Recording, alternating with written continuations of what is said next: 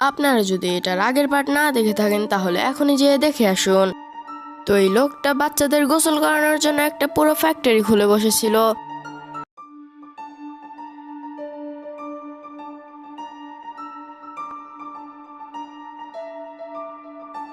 এই লোকটা বাচ্চাদের পাউডার দিয়ে তারপর বেলুনে করে এই বাচ্চাদেরকে ভাসিয়ে দিত। তারপরে বাচ্চাগুলো ভেসে ভেসে এই লোকটার কাছে এখানে এসে পড়তো।